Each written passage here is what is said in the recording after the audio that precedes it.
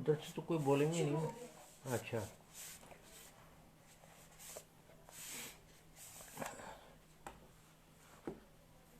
नमस्कार सभी साथियों को। मैं राम कुमार कृषक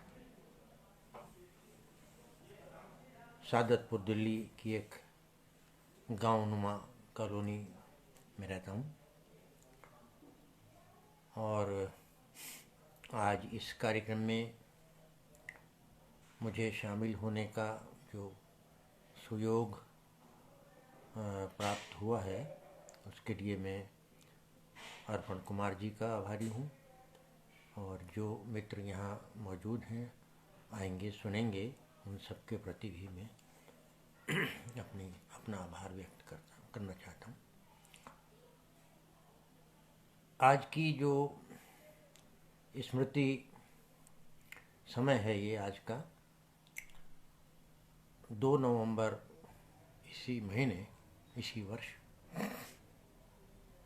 हमारे एक बहुत ही वरिष्ठ साथी रचनाकार,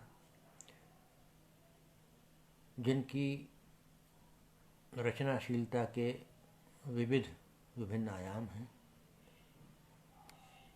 श्री विष्णुचंद्र शर्मा जी को हम स्मरण करने के लिए यहाँ आज मौजूद हैं। और मेरा सौभाग्य तो ये है कि यहाँ सादतपुर नाम की जो ये एक ग्रामीण आबादी है, दिल्ली के उत्तरी छोर पर ये गांव हुआ करता था। और यहाँ सादतपुर का एक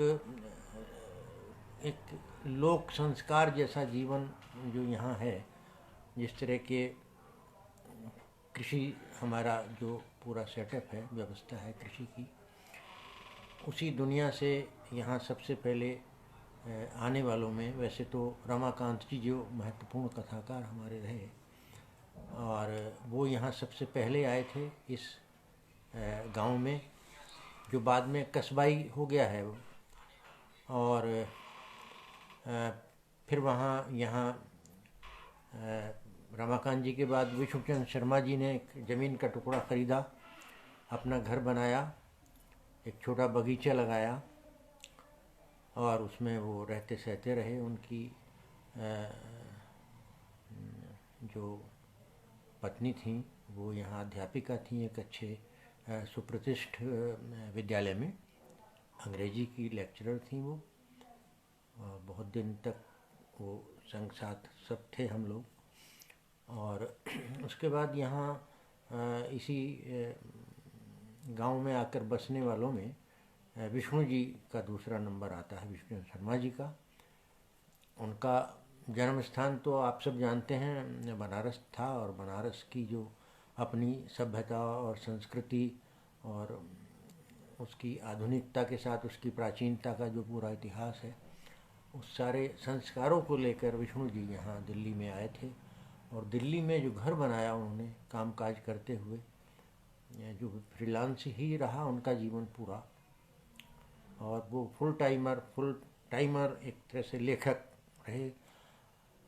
कवि नाम की पत्रिका एक इतिहास का एक हिस्सा है। लघु पत्रिकाओं के आंदोलन या इतिहास की बात जब हम करेंगे तो वो उन्होंने बनारस से ही प्रकाशित की थी, कवि नाम की पत्रिका, जिसमें नामवर वगैरह तमाम जो उस समय के बाद में आलोचकों के रूप में सुपरिचित हुए, उनकी कविताएं भी छपी उस दौर में, बहुत प्रारंभिक ये था। उसके कुछ ही अंक निकले थे, लेकिन वो अपने आप में बहुत ही एक तरह का दस्तावेजी काम था उस दौर में। बाद में जब दिल्ली आए वो और यहाँ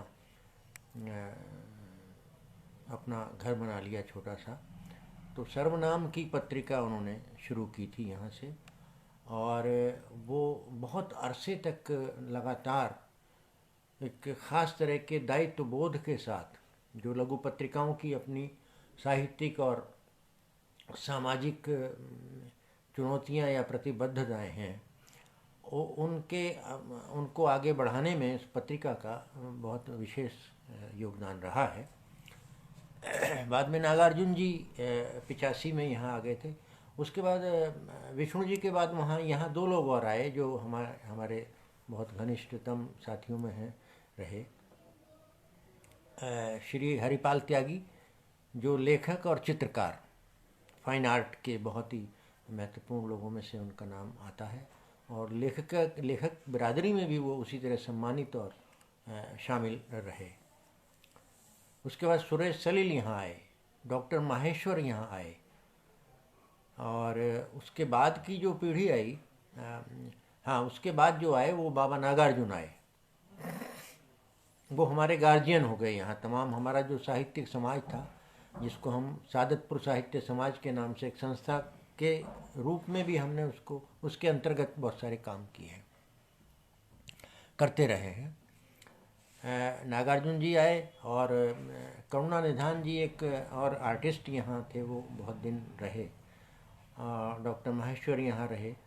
उसके बाद जो नई पीढ़ी के जो रचनाकार सादतपुर आकर बसे, अपना छोटा घर जैसा भी था बन सका बनाया, उसमें धीरेन्द्र अस्थाना, बलराम, महेश दर्पण, रूप सिंह चंदेल, मैं राम कुमार कृषक, और अरविंद कुमार सिंह बाद में आए थोड़ा, लेकिन वो महत्वपूर्ण हमारे कहानीकारों में उनका नाम है, नए लोगों में।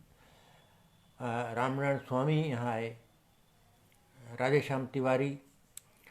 तो एक पूरी की पूरी एक बिरादरी यहाँ साहित्य समाज की एक बिरादरी हम उसको कहते हैं।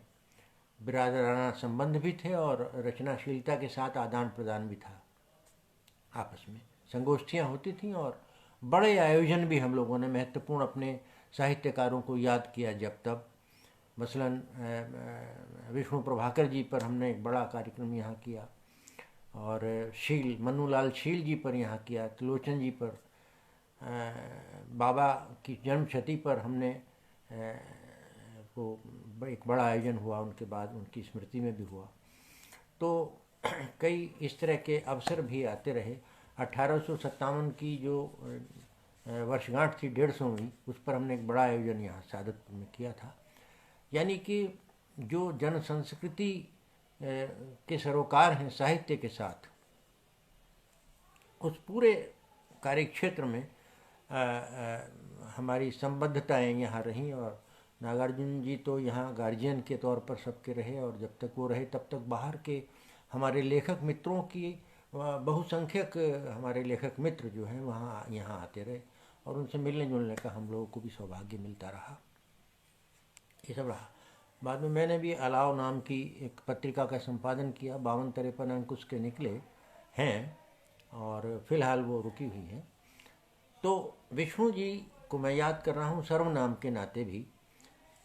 सर्वनाम जो सांगठनिक तौर पर लघु पत्रिकाओं का एक मंच बना, 2 बार बना, 1 बार बना राष्ट्रीय लघु पत्रिका समन्वय समिति के नाम से।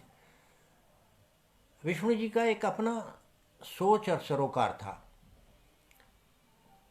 उनकी पत्रकारिता, साहित्यिक पत्रकारिता के भी वही मूल्य थे जो उनके जीवन और रचना के मूल्य हैं। बहुत संघर्ष हर क्षेत्र में उन्होंने किया, गहरे अध्ययनशील, और विदेश यात्राएं भी की, वहाँ की डायरियाँ, वहाँ से कविताओं के अनुवाद, वो सब उनका एक बड़ा, एक बहुत विस्तार है उनके व्यक्तित्व और कृतित्व में रहा है। दूसरी बात जो मैं अभी कहते कहते रुक गया, तो सांस्थानिक जो व्यवस्थाएं होती हैं या किस तरह के कार्यक्रम होते हैं, उनमें विष्णु जी ने अपनी पत्रिकाओं को बचा कर रखा।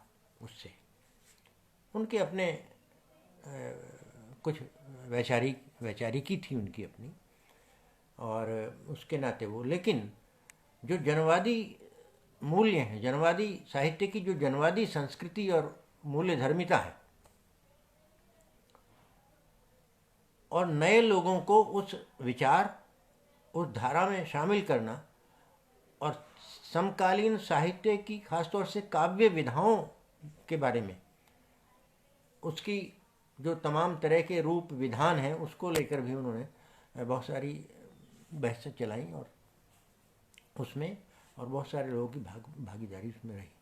तो वो अलग होकर भी उसके साहित्य की जो व्यापक सरोकार है वो सांस्थानिक रूप से अलग होकर भी उन मूल्यों के साथ आगे चलते रहे लगातार। और वो उनकी एक स्वाभिमान, खुददारी और अपनी तरह से काम करने का जो उनमें जज्बा था, ये ऐसा नहीं है कि इसमें सामूहिकता ना रही हो, लेकिन उनके काम के संदर्भ में वो अपनी अपनी आइडेंटिटी, अपनी पहचान को साझा करने से थोड़ा सा बचते थे। हम लोगों ने यात्राएं भी की बाहर बहुत सारी, वहाँ भी उनका जो वो समझौतावादी जो एक हमारे लेखकों में बहुत सारी आकांक्षाएं, महत्वाकांक्षाएं होती हैं, और उन महत्वाकांक्षाओं के संदर्भ से हम एक दूसरे से जुड़ते हैं या प्रकाशिकीय दुनिया से हमारा जो रिश्ता बनता है उसमें बहुत सारी जोड़ गांठ होती है। ये सब चीज़ें विष्णु जी में नहीं थी। विष्णु जी एकाग्र होकर अपने लेखकीय स्वाभिमान और अपने स्वायत्त होने का, अपने शिल्प और भाषा में भी, और अपने काम की जो उनकी संस्कृति रही, कार्य संस्कृति रही, उनकी वैचारिकी रही, उसके आधार पर वो अकेले चलने में, मैं ये तो नहीं कहूँगा कि विश्वास रखते थे, लेकिन अकेले चले, वो बहुत दूर तक चले। उसके कारण हैं दीगर, उनमें मैं नहीं जाऊँगा, लेकिन उन्होंने कहीं भी झुककर बात नहीं की। चाहे वो प्रकाशिकीय दुनिया रही हो, प्रकाशिकीय दुनिया के साथ उनके बड़े दिलचस्प इस तरह की बातें रही हैं, और जहाँ उन्होंने अपनी खुददारी को, अपने स्वाभिमान को एकदम नहीं जरा सा भी आँच आने दी उस पर।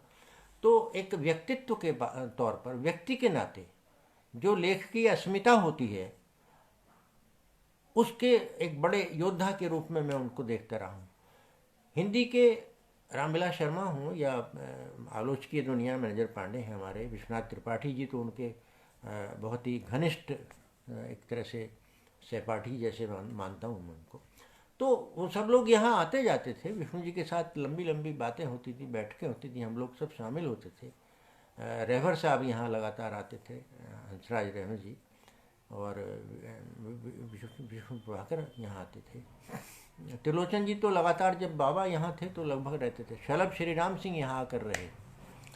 तो ये एक सादतपुर की जो अपनी साहित्यिक संस्कृति और ज़मीन है, वो कृषि सभ्यता से तो उसका रिश्ता रहा ही बात तक। अब तो खैर वो दुनिया जो हमने देखी शुरू में आके, मैं भी यहाँ करीब 88 में आ गया था, बाबा 85 में आए थे, और बहुत सारे लोग यहाँ से गए भी हैं, इधर भी चले गए हैं कुछ लोग दिवंगत हो गए, जिनकी स्मृतियाँ हमारी थाती हैं, हम याद करते हैं उनको। दुर्भाग्य से विष्णु जी का निधन भी इस बीच, इसी महीने की शुरुआत में हुआ, और बीमार तो रहते थे बहुत दिन से, लेकिन बीमारी की अवस्था में भी उन्होंने कभी अपनी कलम को विराम नहीं दिया, लगातार कविताएं लिखते रहे वो बात तक, और अध्ययनशील। बाद में थोड़ा सा पढ़ने में दिक्कत आने लगी थी, कुछ सुनने में भी दिक्कत आने लगी थी। तो जो होती हैं एक बुजुर्गियत की जो अपनी व्यथाएं तकलीफ होती हैं, व्याधाएं होती हैं, वो तो उसके शिकार वो भी थे। हम सब लोग होते हैं अपनी एक उम्र में पहुंचकर। राधे श्याम तिवारी जी हैं, हरि वाधवानी जी हैं, हरीश पांडे जी, अमर विजय गुप्ता जी हैं। मैं बहुत सारे नाम नहीं पढ़ पाऊँगा, लेकिन मैं सबको अपना नमस्कार ज़रूर मेरा स्वीकार करें, आभार भी स्वीकार करें इस बातचीत में। तो मैंने उन पर बहुत सारा काम, तो अब हम लोग की क्षमताएं, तो विष्णु जी को एक और बात मैं कहना चाहता हूँ कि उन पर लिखना आसान नहीं था।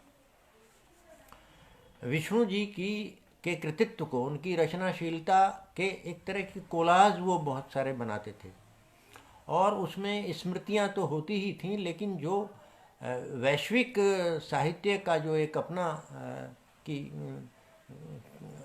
महत्व है उसकी अंतर्ध्वनियाँ और बहुत सारे संदर्भ और माइथोलॉजी के, ये तमाम चीज़ें उसमें आती थीं। सांस्कृतिक प्रतिष्ठानों से भी उनका एक था, या उनकी जो कविताएं हैं या उनका गद्य है, ख़ास तौर से कथात्मक गद्य जो है, या जीवनी परक जो गद्य है, मुक्ति बोध पर उनकी जो जीवनी है, या राहुल जी पर उनकी जीवनी है, या उन्होंने गालिब और निराला जी पर जो काम संवेद एक जीवनी परक तो नहीं है, डायरी परक है वो लेखन, लेकिन बहुत अद्भुत है, बड़ा निराला गद्य है उनका। और अपने गद्य में उन्होंने चिट्ठियों का बहुत इस्तेमाल किया है। वो चिट्ठियाँ लिखते भी थे और जो चिट्ठियाँ आती थी उनको भी वो उनमें से क्रिएटिविटी को तलाश कर अपनी क्रिएटिविटी का हिस्सा बना लेते थे। तो ये भी बहुत बड़ी विशेषता थी।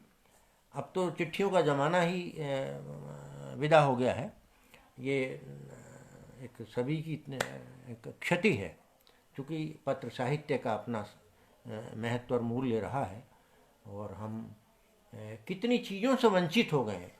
चिट्ठियों से वंचित होना बहुत बड़ी क्षति, कम से कम साहित्य समाज के लिए मैं मानता हूँ। बाकी तो उसका सामाजिक एक सरोकार था ही उस पूरी व्यवस्था का। लेकिन खैर, आधुनिक चीज़ें हमारे सामने आ गई हैं, अगर वो ना होती तो मैं आपसे बात कैसे कर रहा होता। तो ये जो टेक्नोलॉजी है, जिसको हम तकनीक और उसके अपने माइनस और प्लस हैं, उसकी जो जोड़ घटाव हैं, लेकिन विकास का तो विकास है, वो तो उसकी तो अपनी एक सत्ता होती है और महत्ता होती है। तो वो इस हमारी वो दुनिया अगर आज नहीं है तो हमें नई दुनिया एक मिली है जिसका हम उपयोग कर रहे हैं और करना चाहिए। विष्णु जी बहुत खुले विचारों के आदमी थे और बहुत हंसमुख और ठहाके भी लगाते थे। शरीर से कमज़ोर थे, लेकिन उनका आत्मबल वो देखने लायक होता था। नई पीढ़ी के प्रति बहुत लगाव, बहुत ही उनका हमारे कई जो छात्र और वो सब आना जाना होता था, और कई रचनाकार जो बिल्कुल नए थे, जिनमें एक नाम लूँगा मैं उनका,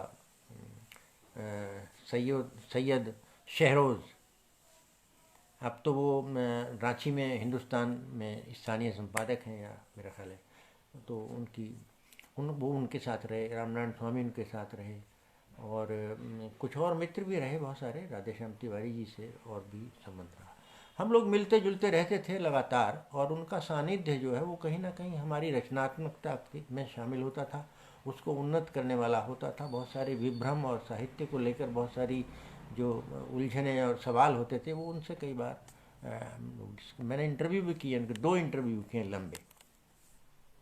खैर, मैं एक जो आज ख़ास तौर से विष्णु जी को याद करते हुए, क्योंकि बोलने की बहुत व्यवस्था जो होती है बोलने में, उस व्यवस्था से मैं थोड़ा वंचित हूँ, तो टूटी टूटी बातें आती हैं और वो सिलसिला जो है थोड़ा सा बनता है या नहीं बनता है।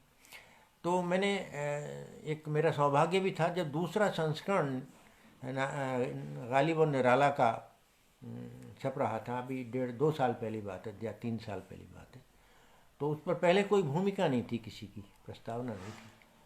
तो वो मेरे गद्य को बहुत पसंद करते थे विष्णु जी। कविताएं, चूँकि मैं छंदोबद्ध रचनाकार हूँ और गमई ग्रामीण लोक जीवन की छवियाँ और भाषा और ये सब छंदबंद उस तरह के आते हैं, तो लेकिन विष्णु जी चूँकि आधुनिक कविता के मर्मज्ञ भी थे और रचनाकार भी थे, तो वो थोड़ी सी, हालांकि मेरी गज़लों को वो सुनते थे और मैं सुनाता भी था उनको जान पूछ के, गीतों को भी, गीतों के प्रशंसक थे वो, लेकिन मेरे गद्य पर बहुत, वो कहते तुम्हारे अलाव के जो संपादकीय होते हैं वो बहुत ही कसा हुआ गद्य ये है सब। तो मेरी इस किताब की भूमिका लिखनी है, इस पर कोई भूमिका नहीं है, ये दूसरा संस्करण हो रहा है, आपको तुम्हें लिखनी है ये। मैं बड़ा ये मेरे लिए बहुत मुश्किल था कि मैं विष्णु जी की उस मूल्यवान कृति को, जो डायरी शिल्प में है, और उसको गालिब और निराला के दो हमारे लिजेंड जो उनको उन्होंने किस तरह देखा और विश्लेषित किया है उनके पूरे साहित्य और जीवन को। लेकिन इसमें दिलचस्पी यह है कि उनका निराला और गालिब को देखते हुए वो कहीं ना कहीं अपनी जो साहित्यिक उनकी जो उपस्थिति है, उनके जो मूल्य हैं, उनको भी साथ साथ अपने स्वाभिमान को, उसको वो विश्लेषित कर रहे हैं उसके साथ। तो मैंने उसकी जो प्रस्तावना लिखी, भूमिका लिखी उस किताब की, मेरे लिए सौभाग्य की बात थी कि उन्होंने मुझको इस योग्य समझा, और मैंने भी पूरा उसको बहुत जिम्मेदारी के साथ उसको मैंने लिखा था। बहुत उन्होंने खुश हुए, बहुत पसंद की कि हाँ, इसीलिए मैं कहता था कि तुम लिखोगे, तुमने पकड़ लिया वो सब जो इसमें दूसरे लोग पकड़ नहीं पाते हैं। इस तरह की उन्होंने मेरी हिम्मत, हौसला अफजाई की। तो खैर, मैं ये बात इसलिए कह रहा हूँ कि मैं उस भूमिका को मैं पढ़ना चाहता हूँ। 8-7 पेज हैं वो, और मेरा बहुत मैंने कि उसके माध्यम से पढ़ूँ, और 2 या 3 कविताएं बाद में मैं विष्णु जी की सुनाना चाहूँगा आपको।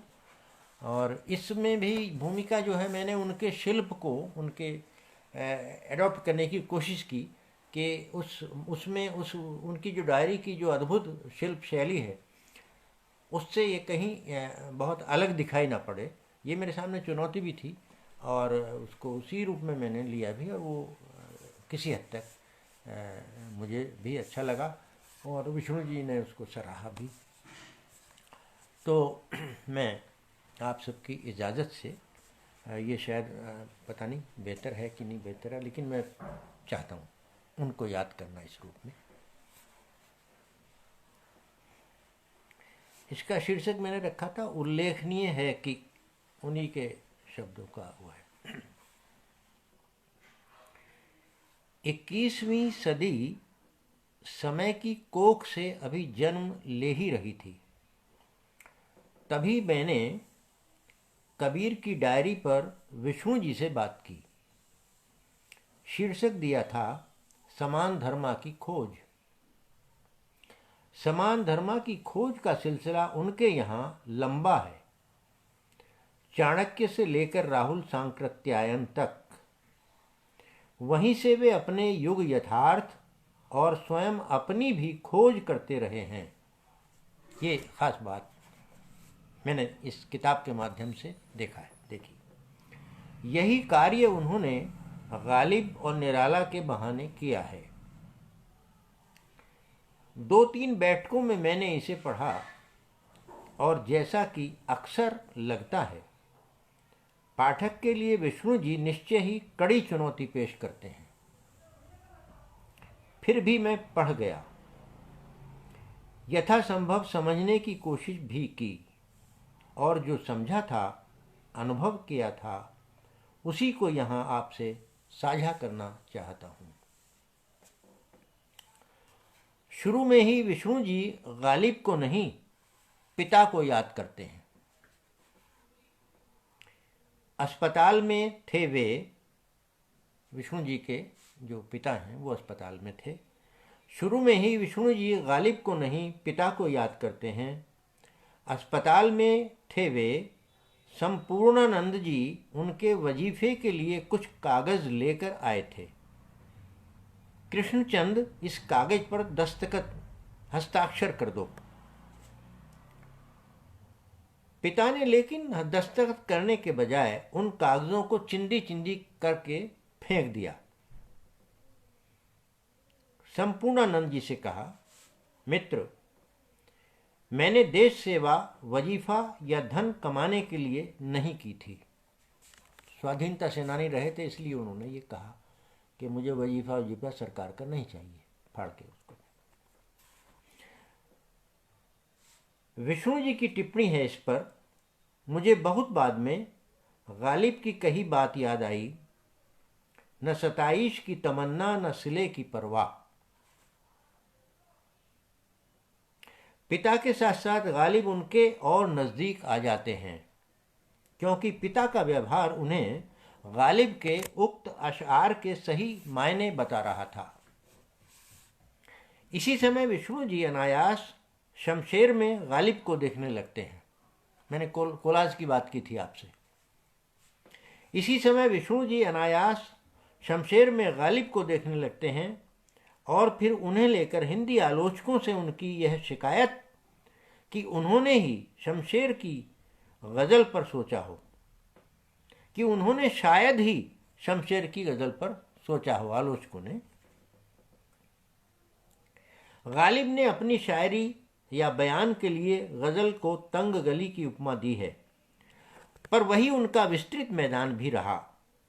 विष्णु जी लेकिन यह नहीं कहते, शमशेर के संदर्भ में तंग गली को लेकर उनसे बहस हो सकती है, वहाँ नई कविता या प्रयोगवाद के तिलिस्मी फाटक भी लगा दिखाई देता है। वहाँ नई कविता या प्रयोगवाद का तिलिस्मी फाटक भी लगा दिखाई देता है। एक शिकायत विष्णु जी की नई पीढ़ी से है। उसने न लोरका को न कीट्स को पढ़ा, ये शिकायत। न गालिब के द्वार पर पड़े शमशेर और फिराक और फैज़ अहमद फैज़ की तलाश की है। यही नहीं, शमशेर की आओ कविता पर वे नामवर सिंह, केदारनाथ सिंह और त्रिलोचन की अटकलों की भी बात करते हैं। अटकल बताया है उनकी आलोचना को, उनके बारे में, शमशेर जी वगैरह जो कविता कर। हिंदी उर्दू के संबंध में विष्णु जी राहुल का एक वाक्य याद करते हैं। कोट है, इकबाल का पाठक सुमित्रा नंदन पंत की कविता का अर्थ नहीं समझ सकेगा, फिर भी वे उनके मन की थाह लेते हुए कहते हैं, कोट है ये, वह चाहते थे यह मान लेने पर भी कि हिंदी और उर्दू एक जबान है, नुत्फ एक है, फिर भी दोनों के बोसे का स्वाद या चस्का ही अलग है, भिन्न है। तय है कि विष्णु जी भी दोनों के इस बोसाई स्वाद को जानते हैं। मुक्तिबोध के साथ घूमते हुए विष्णु जी क्या क्या नहीं दिखाते। कोट है, हिमालय के कंधे पर रखी हुई झील, झील में दूर तक नील कमल, कविता की पंक्तियां हैं ये। कमल भारतीय सौंदर्य का प्रतीक है। देहरादून में कुछ दलित कवि लेखक विष्णु जी से सहमत नहीं है। वाल्मीकि, ओम प्रकाश उनमें से एक है। कमल उनके लिए भाजपा का चुनाव चिन्ह है। अब गालिब भला इन लड़कों का क्या करते?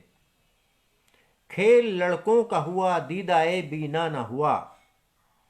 विष्णु जी का कथन एक दूसरी मार्मिकता तक हमें ले जाता है। फिर भी अच्छा लगता है नई उम्र के बच्चों के साथ कुछ देर बैठना, नई पीढ़ी से कुछ देर बतियाना। वह खेल में भी बहुत जल्द हथियार फेंक देते हैं, पैर पकड़ना चाहते हैं, मैं हाथ पकड़ लेता हूँ या कंधे से पकड़कर अपना बना लेना चाहता हूँ। ये दलित लेखकों के संदर्भ में, नए लेखकों के संदर्भ में उन्होंने टिप्पणी की है।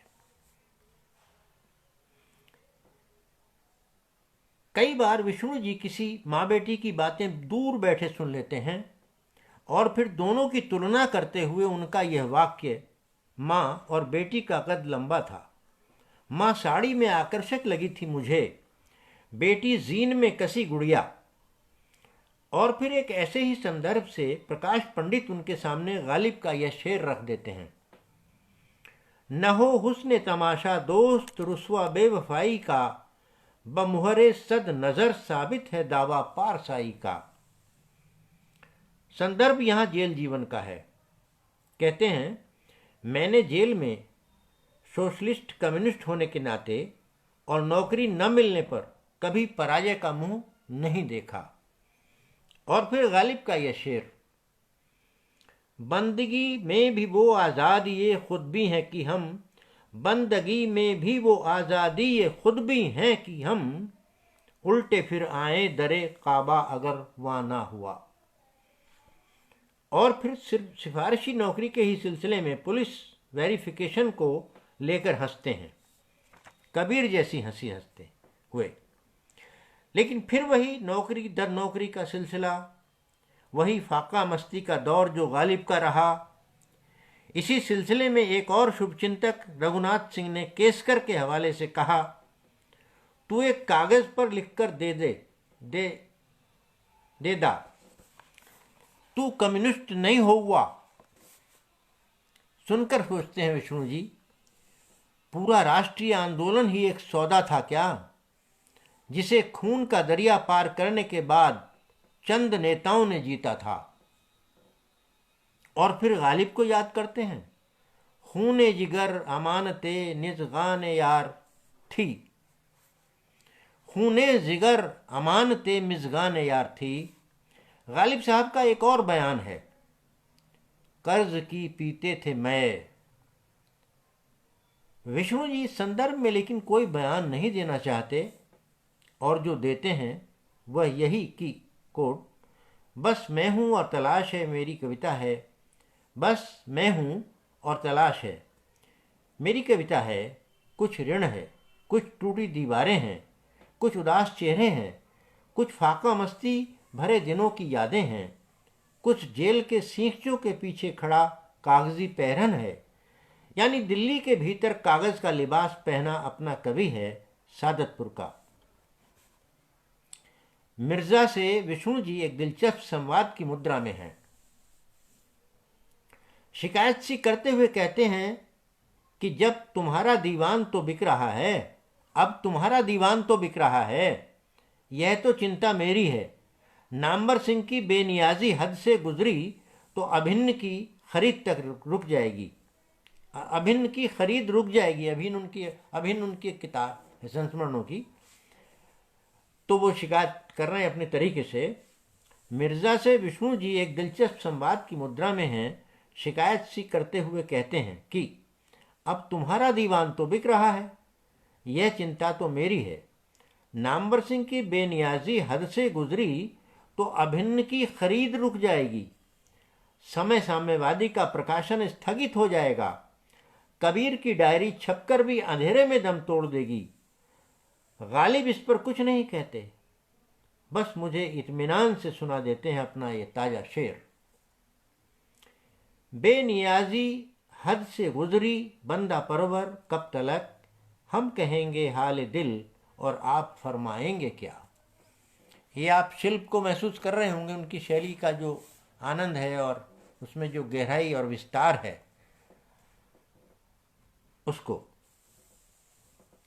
कोट है, सत्ता की एक कुर्सी पर हजरत नासे हैं त्रिलोचन, दूसरी कुर्सी पर नागार्जुन जमे हैं, तीसरी कुर्सी पर अभी अभी आकर बैठे हैं केदारनाथ सिंह।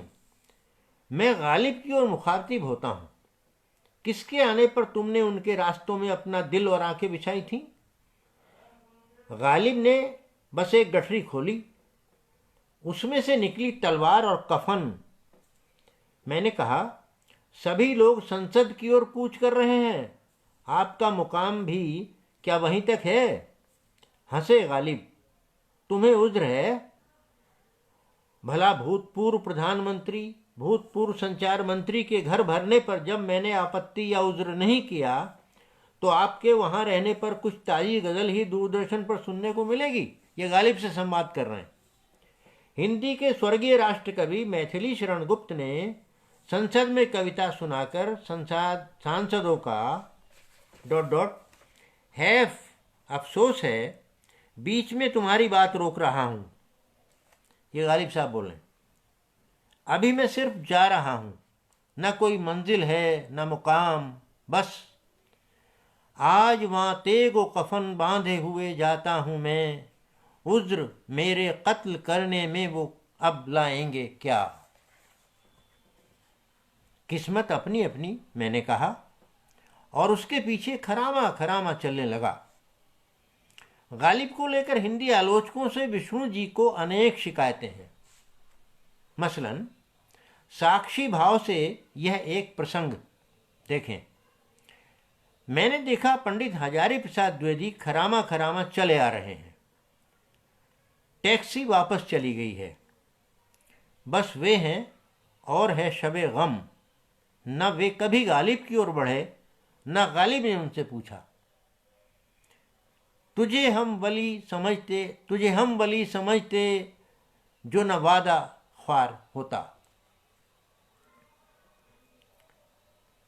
मेरे मित्र बहुत सारे जो सुन रहे हैं, मैं माफ़ी चाहता हूँ, उनको ठीक से मैं उनका नाम भी नहीं ले पा रहा हूँ या देख नहीं पा रहा हूँ, लेकिन मैं सबके प्रति आभारी हूँ कि आप इसको सुन रहे हैं। विष्णु जी के इस अद्भुत कृतित्व को, उसका एक हिस्सा इस भूमिका के बहाने आप सुन रहे हैं।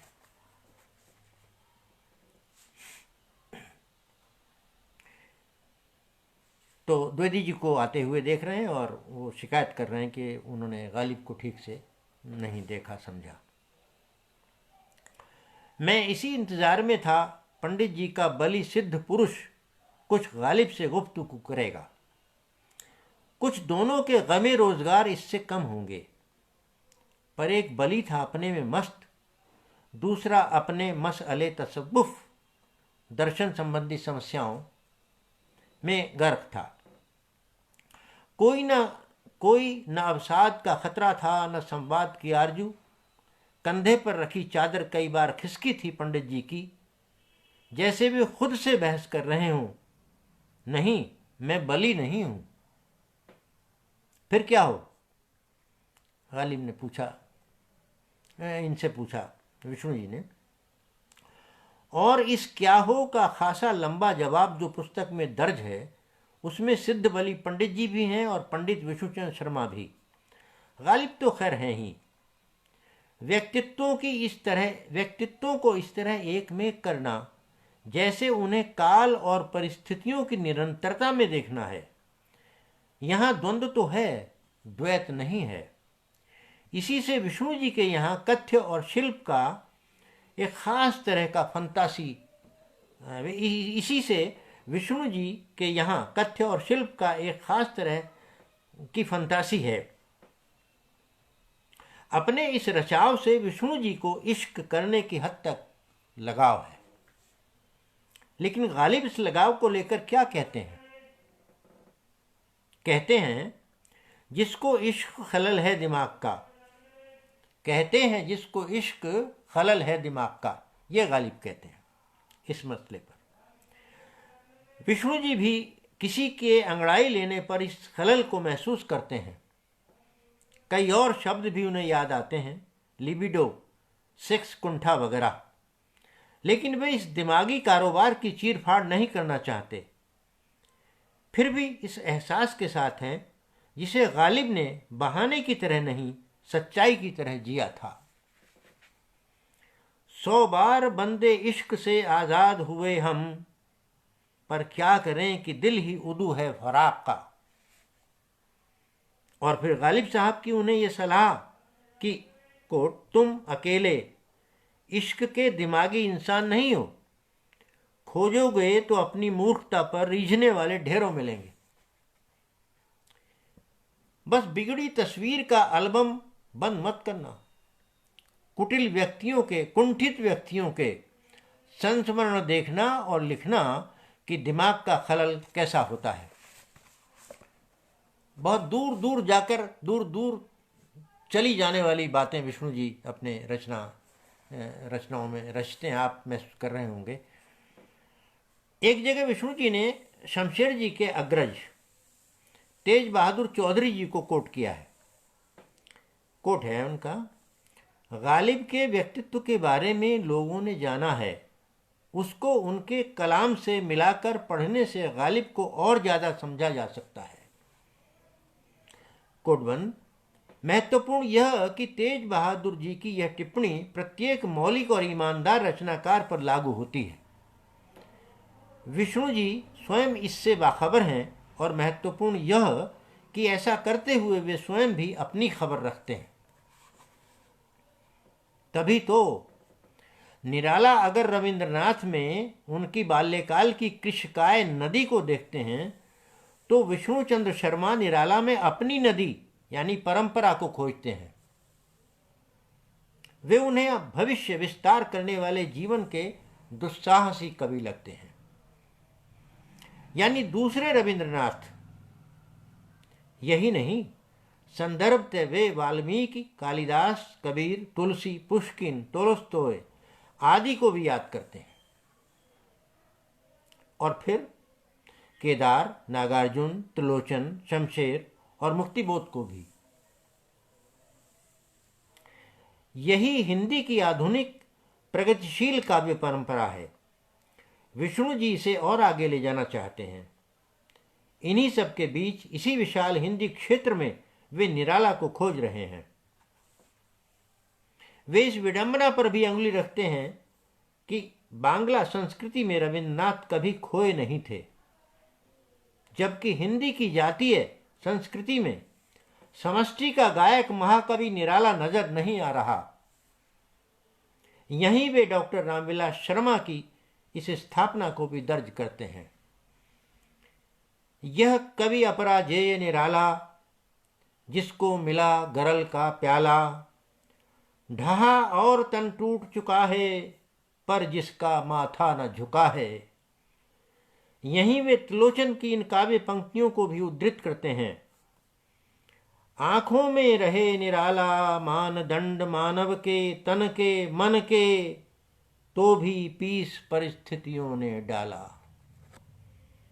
यह निराला है कि उनका काव्य व्यक्तित्व है। कहा है उन्होंने ही, दुख ही जीवन की कथा रही, क्या कहूं आज जो नहीं कही। तो भी निराला सिर्फ यही नहीं है, इसके बावजूद है।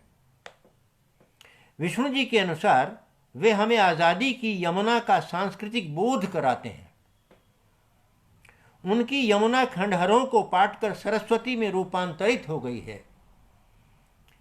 विष्णु जी इस रूपांतरण से सीखने की विनम्रता दिखाते हैं। कहते हैं, कोट, सरस्वती का कवि निर्लिप्त फोटोग्राफर नहीं था। वह एक ओर वेदांत की अमृत वाणी सुना रहा था, दूसरी ओर बता रहा था हम क्यों मृत हैं, क्यों गुलाम हैं। रविंद्रनाथ ने लिखा है, रे मृत भारत सुधु से ही एक आछे नाही अन्य पथ। अरे मृत भारत, तेरे लिए वही आजादी एक मार्ग है और कोई पथ नहीं है। निराला कहते हैं, भाषा नहीं जानता मैं, जानता हूं एक बस स्वाधीन शब्द। इस शब्द को जानना और फिर उसे आचरित करना जरूरी है, क्योंकि मेरी जाति, मेरे पद दलित, मौन है, निद्रित हैं, स्वप्न में भी पराधीन, कितनी बड़ी दुर्बलता। यथार्थ किंतु यही नहीं, इसका अन्य स्तर भी है। भय ही व्यवस्था का जनक है। निराला जी की पंक्तियां हैं। भय ही व्यवस्था का जनक है, निर्भय अपने को और दुर्बल समाज को करके दिखाना है। स्वाधीन का ही एक और अर्थ निर्भय है। स्वाधीन का ही एक और अर्थ निर्भय है। विष्णु जी की टीप है, यह है विराट कविता की सांस्कृतिक भूमिका। मैं थोड़ा सा पानी पीना चाहूंगा।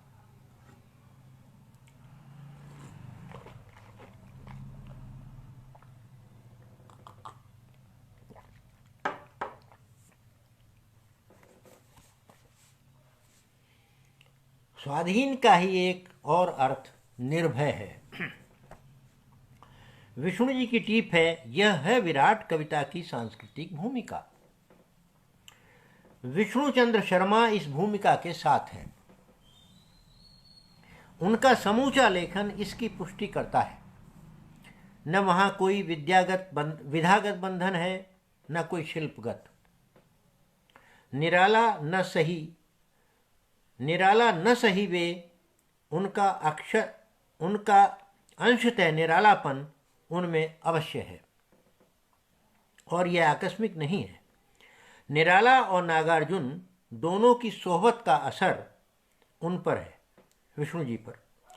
कविता से इतर वे चाणक्य की जय कथा का संधान करते हैं, तो लोकमान्य तिलक, काजी नजरुल इस्लाम, मुक्तिबोध, राहुल और शमशेर की कर्म कथाओं की मूल्य धर्मिता का भी अंकन करते हैं। निराला के तो 9 रूपों को उन्होंने कहा है। 1. पूर्वजों के मान पर गर्व करने वाला। 2. अंध परंपरा भंजक। 3. स्रोत सौंदर्य का। 4. चिर स्वाधीन चेता। 5. एक एक कर्षण में बंधा पारिवारिक। 6. एकीभूत प्रेम शक्तियों से संवेदित। 7. अद्भुत व्यंगकार। 8. अपराजेय संकल्पशील। और 9. मेरा अपना महाजनी सभ्यता से दुर्जय संग्राम करता। हम जानते हैं कि प्रत्येक रचना लेखकीय प्रश्नाकुलता का सृजन होती है। हम जानते हैं कि प्रत्येक रचना लेखकीय प्रश्नाकुलता का सृजन होती है। हर रचनाकार उत्तरापेक्षी होता है। उत्तर को भी वह अपने समय, समाज, हालात और अपने भीतर जाकर खोजता है। उसकी अपनी बेचैनी और द्वंद्व ही रचना में परिवर्तित हो उठते हैं। विष्णु जी भी इस सब के अपवाद नहीं हैं। तभी तो वे निराला पर सोचते हुए स्वयं से ही प्रश्न करते हैं कि क्या निराला कहीं अपने द्वंद्व में गालिब की तरह परेशान कवि हैं, या कहीं उनका यह द्वंद्व भाव विवशता, दर्मांदगी का सबूत है, या कहीं छायावाद के कवि का एक भीतरी आत्मसंघर्ष। फिर वे स्वयं एक महत्वपूर्ण स्थापना देते हैं। सभी छायावादी कवि प्रभात की ओर देखते हैं, अंधकार को उधेड़ते भी हैं। निराला तम और ज्योत्सना के परस्पर विरोधी चरित्र में फैसला निज शब्द का पेश करते हैं। फैसला गालिब में भी था। तंग ये दिल का गिला, क्या ये वो काफिर दिल है कि अगर तंग ना होता तो परेशान होता। जाहिर है यह द्वंद्व निजी भी है और वर्ग विभाजित समाज का भी। बेशक इसे हम अंतर्विरोध कह सकते हैं और इसकी अपनी व्याप्ति है।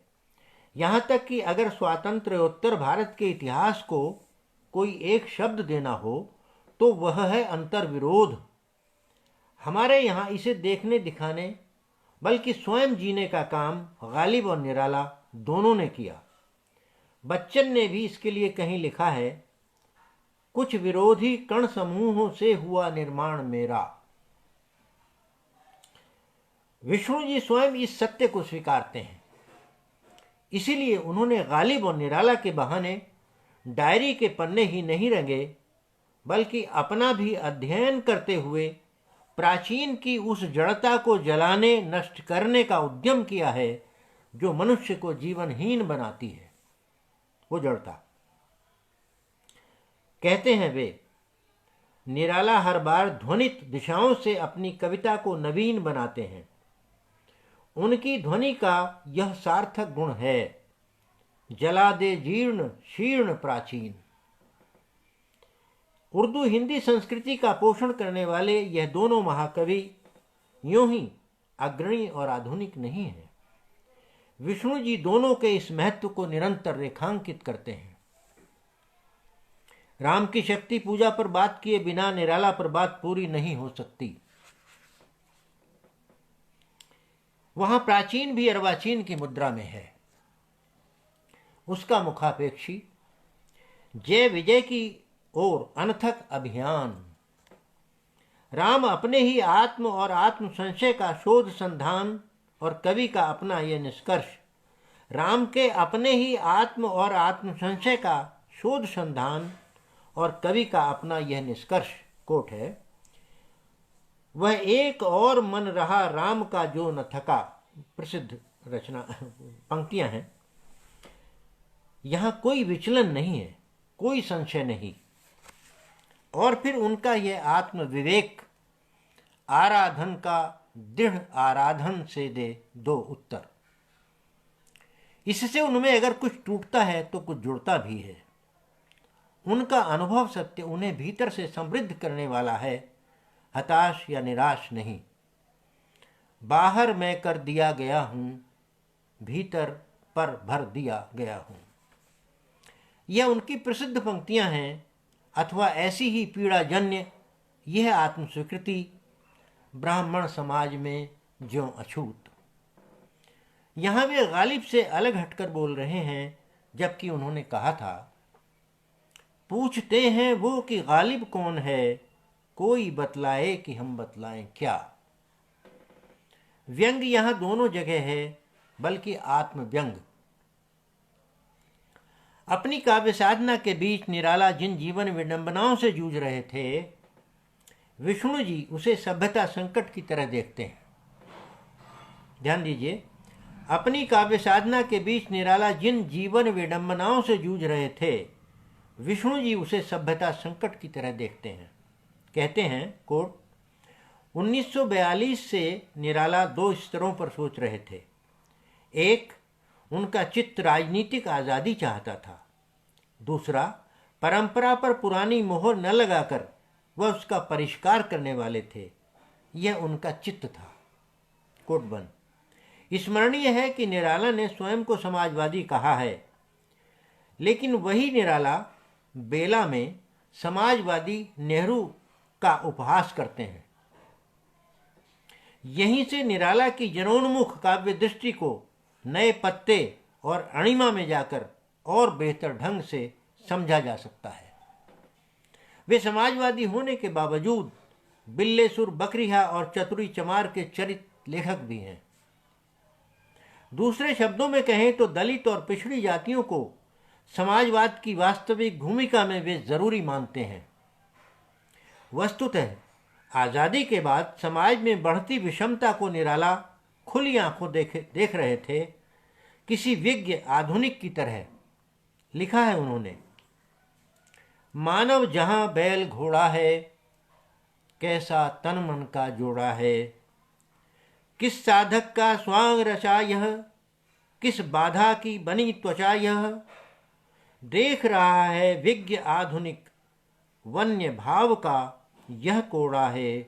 मानव जहां बैल घोड़ा है, कैसा तन मन का जोड़ा है। कुकुरमुत्ता के कवि का भाषा संयम या उसकी गरिमा यहाँ देखने योग्य है। वन्य भाव को जंगलीपन नहीं कहा उन्होंने। तत्सम में कई बार भाषाई आभिजात्य ही नहीं होता, भावबोध की सांस्कृतिक चेतना भी होती है। इसीलिए विष्णु जी ने निराला के ही साक्ष्य से उन्हें हृदय छंद का कवि कहा है। इसीलिए वे डायरी में उनके हृदय छंद की भी खोज करते हैं। लिखा है, देखूं कहाँ निराला का हृदय छंद है। वसंत में, सौंदर्य के रथ के रूपक में, मेघ की तड़प में, या गांव की वास्तविक भूमि में। मैंने बार बार जब टिक यानी गीतों पर सही का चिन्ह लगाया है, वहाँ मेरा भी हृदय छंद अपने प्रिय कवि से बार बार मिलता रहा है। अनायास नहीं कि निराला से लेखक का मिलन उसे कुछ और कहने को भी प्रेरित करता है, ताकि उनके महाप्राणत्व को कुछ और पुष्ट किया जा सके। कहते हैं विष्णु जी, जैसे निराला के लिए कविता एक संग्राम है, वह संग्राम में स्वर से, कंठ से, देह से लड़ते हैं। मूलतः वे आंखों के कवि चित्रकार हैं। आंखिन देखी वाला मामला है। इसलिए अपनी कविता की कसौटी को वह भी बड़ी बड़ाई से देखते हैं और अपने काव्य, गति, यति, ध्वनि, अलंकार, रस, राग को बार बार वद्य छंद में अक्सर परखते भी हैं। वद्य छंद का कुछ गंभीर बताया था मुझे अर्थ उन्होंने, ये है। उल्लेखनीय है कि परखना भी वस्तुतः परखा जाना ही है। आप स्वयं को जांचे बिना दूसरे को नहीं जांच सकते। नहीं जांचेंगे तो परिणाम आधा अधूरा रहेगा। विष्णु जी इसकी गुंजाइश प्राय नहीं छोड़ते। उनका पैमाना उनके अपने लिए भी है। इस किताब का एक जरूरी निष्कर्ष यह भी है, ये गालिब और निराला जो उनका डायरी शिल्प में या डायरी के रूप में उनकी जो महत्वपूर्ण कृति है, तमाम बहुत सारी महत्वपूर्ण कृतियां हैं जिनका उल्लेख थोड़ा यहाँ नाम मात्र के लिए हुआ है, लेकिन विष्णु जी हमारे दौर के बहुत महत्वपूर्ण, उनको उतना समझा या देखा नहीं गया है विष्णु जी को। और ये विडंबना सिर्फ किसी एक की नहीं है। हमारे हिंदी साहित्य में हमारे आलोचना जगत ने बहुत खुलेपन के साथ, खुले मन के साथ, बहुत उदार गंभीरता के साथ उन मूल्यों की, उन हमारे रचनाकारों की उन महत्वपूर्ण कृतियों के बारे में लिखा गया है। लेकिन फिर भी बहुत सारे हमारे बहुत मूल्यवान रचनाकार जिन्होंने बहुत सचमुच बहुत बड़ा काम किया है, उनमें विष्णु जी एक हैं। और ऐसे और रचनाकार भी हैं जिनको गंभीरता के साथ, जिन पर बात होनी चाहिए, देखा जाना चाहिए। और जो सामर्थ्यवान समालोचक हैं, नए हमारे बहुत सारे युवतर और युवा समालोचकों की एक पूरी पीढ़ी, पूरी पौध हमारे सामने वो दिखने लगी है और दिख रही है। लेकिन फिर भी हम अपने बहुत सारे मूल्यवान रचनाकारों को भूले हुए हैं, छोड़े हुए हैं। अगर नामवर जी ने किसी पर बात नहीं की, अगर रामविलास जी ने किसी पर बात नहीं की हैं, तो हम भी उन पर बात क्यों करें? ये जो सवाल अपने आप से करना चाहिए। और ये मैं दूसरी तरह से उस बात को व्यंजित कर रहा हूँ कि हमारे लोगों को, उन लोगों को देखना चाहिए जो लोग अचर्चित हैं, लेकिन वो हैं, उनके भीतर ऐसा बहुत कुछ है जो हमारे साहित्य की पूरी यात्रा को एक बड़ा मुकाम दे सकता है और उसकी गलतियों को, उसके अधूरेपन को पूरा कर सकता है। विष्णु जी ऐसी ही शख्सियत हमारे बीच में रहे हैं। मैं बहुत समय नहीं लूँगा और बहुत आभारी हूँ कि बहुत सारे मित्र हमारे यहाँ मुझे दिख रहे हैं। मैं सबके प्रति आभारी हूँ और उनकी कुछ कविताओं के साथ इसका, आज की इस संदर्भ बातचीत का या इस वक्तव्य का समापन मैं करूँगा। विष्णु जी की कविताएं हैं और उन पर एक बहुत अच्छा अंक आया था जनपथ का, तो उसमें उनकी कविताएं भी हैं और उन पर मेरा भी एक लेख था। और उनमें से ही मैं कुछ कविताएं, 2 या 3 कविताएं उनकी पढ़ना चाहता हूँ। पानी पी लूँ थोड़ा सा, आप लोगों की इजाज़त हो तो।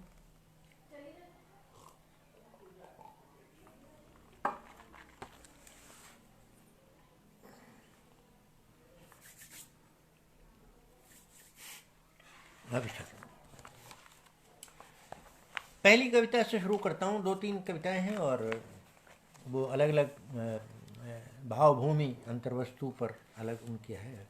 एक वैविध्य भी मतलब उसमें है, शिल्प शैली तो उनकी भाषा अपनी है। पहली कविता है अंतरंग यात्रा। छोटी कविता है।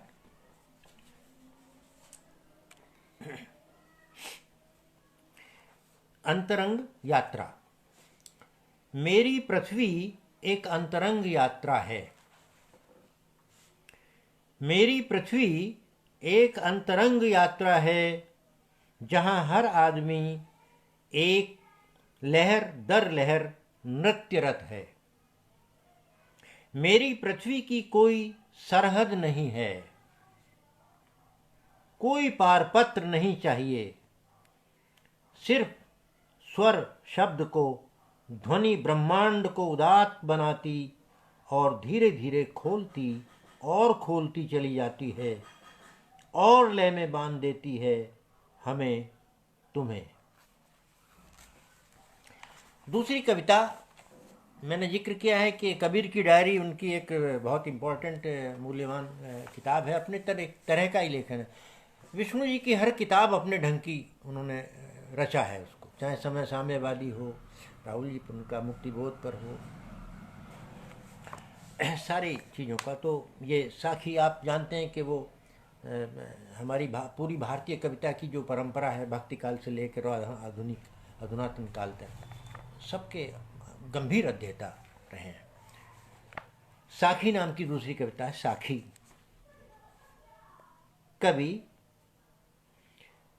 कभी जब मेरा बहकता है अंधेरे में, कभी जब मेरा बहकता है अंधेरे में, रविंद्रनाथ सूखी नदी में भित्ति चित्र बना जाते हैं।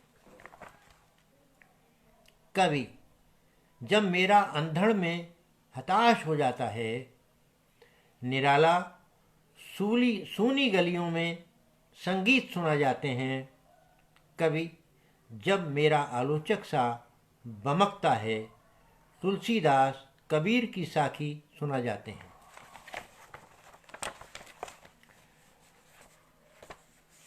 तीसरी कविता उनकी जो है थोड़ी लंबी कविता है और शांति निकेतन उसके केंद्र में है। शांति निकेतन के माध्यम से उन्होंने कुछ बातें रखी हैं और इस कविता को मैं पढ़ रहा हूँ।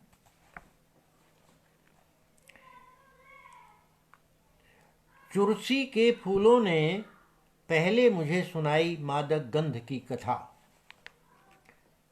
चुरसी के फूलों ने पहले मुझे सुनाई मादक गंध की कथा। फिर घना चुरसी का पेड़ चलता रहा मेरे साथ अमराई की पगडंडियों पर। चुरसी के फूलों ने पहले मुझे सुनाई मादक गंध की कथा। फिर घना चुरसी का पेड़ चलता रहा मेरे साथ अमराई की पगडंडियों पर। शांति निकेतन जिसने देखा है, जो वहाँ गए हैं हमारे लेखक मित्र, और तो वो इन बहुत सारे बिंबों को देखेंगे। आकाश ने चुरसी के फूलों को तारों से मिलाया, फिर याद करता रहा अतीत से मिला प्रगति का पार पथ। फिर एक चिड़िया ने पीछे से कहा, तुम खोज लो हाथ डालकर चुरसी के संसार में अपना पत्र।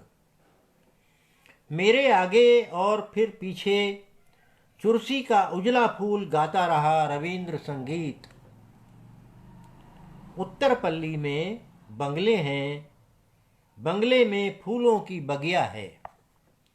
उत्तर पल्ली में बंगले हैं, बंगले में फूलों की बगिया है। अकेला एक आम फलों से लदा है, मैं खोज रहा हूँ कहाँ है रविंद्रनाथ का गांव।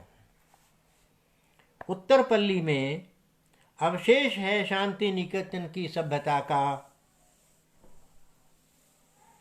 मैं वहीं खोज रहा हूँ गमई गीतांजलि का संस्कार। उत्तर पल्ली में संथाल युवती लकड़ी बिन रही है, संथाल युवती घरों में बर्तन मांज रही है, संथाल युवती चाय की दुकान चला रही है।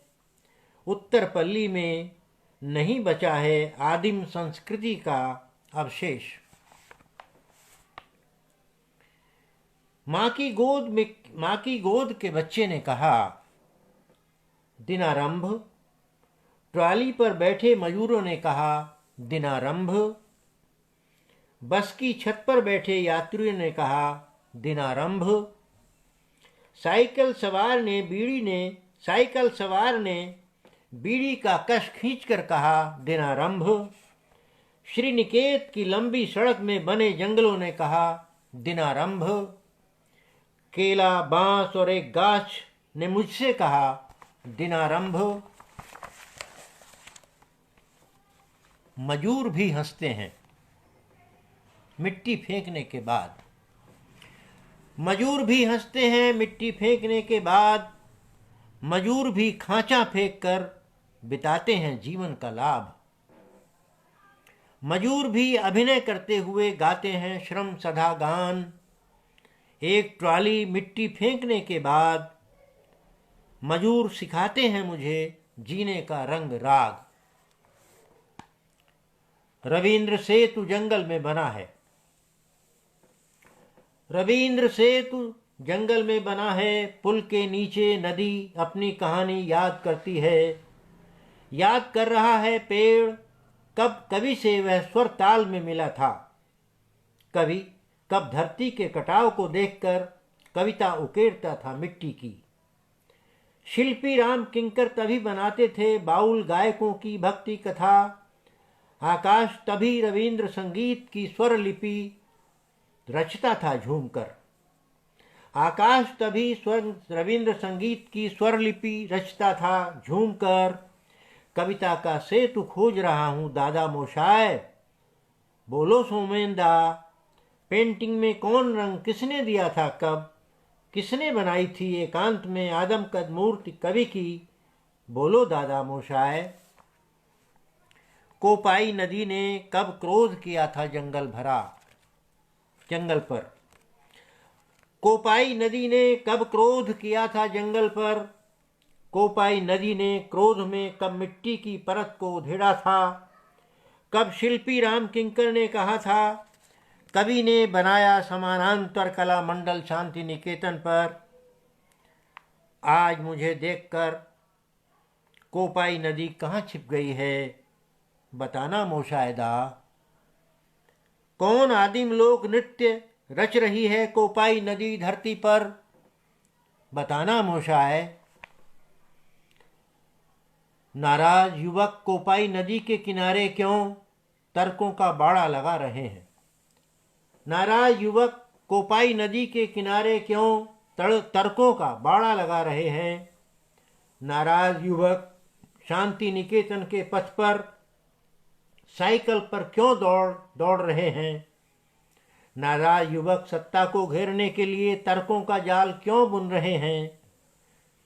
जब कभी पेड़ की जड़ें धरती से ऊपर उछलकर पसर जाती हैं, युवती चुरसी के फूलों को बस हथेली पर रखकर पूछ लेती है युवक से, भीतर कहीं कोपाई नदी बसा रखी है क्या।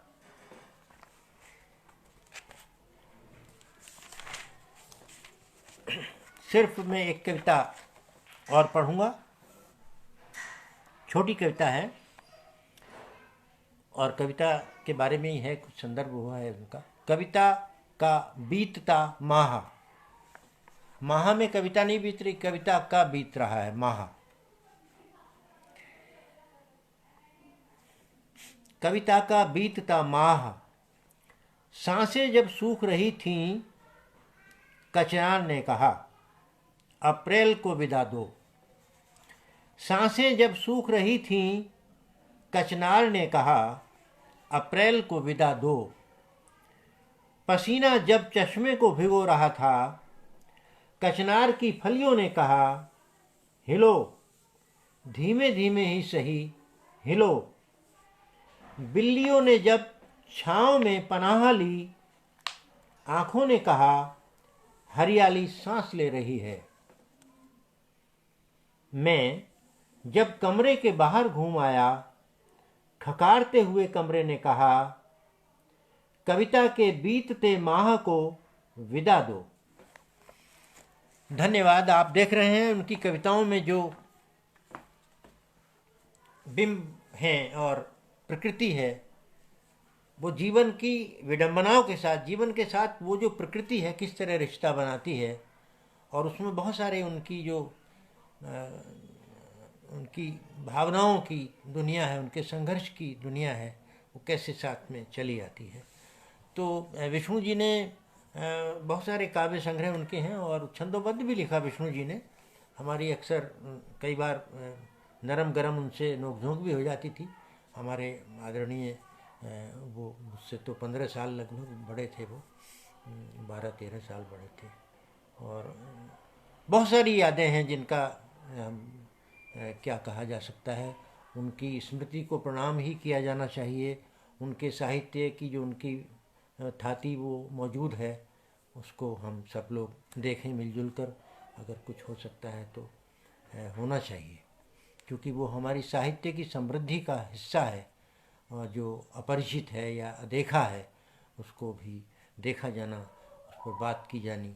और इस नाते भी ये जो कार्यक्रम अर्पण कुमार जी ने रखा है, वो अपने वॉल इस पर अपने पटल पर जो इसको विष्णु जी को जिस तरह से वो याद कर रहे हैं, खुलकर शिद्दत से याद करने जा रहे हैं, इसकी मुझे बेहद खुशी है। और मुझे अच्छा लग रहा है कि इसकी शुरुआत भी उन्होंने मुझसे की। हालांकि मेरा स्वास्थ्य अच्छा नहीं है, और फिर भी विष्णु जी पर चूँकि बोलना था, विष्णु जी को याद करना था, इसलिए ये मेरे सौभाग्य का भी संदर्भ है इसमें। और उनको याद करते हुए मैं उनकी बहुत आत्मीय छवियों को, आत्मीय बातचीतों को मेरे मन में गूंजती हैं बहुत सारी उनकी अंतर्ध्वनियाँ। बहुत अच्छे बड़े हमारे रचनाकार थे। मैं उनकी स्मृति को प्रणाम करता हूँ और इसी के साथ साथ आप तमाम मित्रों का आभार व्यक्त करता हूँ कि आपने मेरे बहाने या उनके बहाने मुझे सुना और इसका अवसर दिया। धन्यवाद। बहुत बहुत नमस्कार।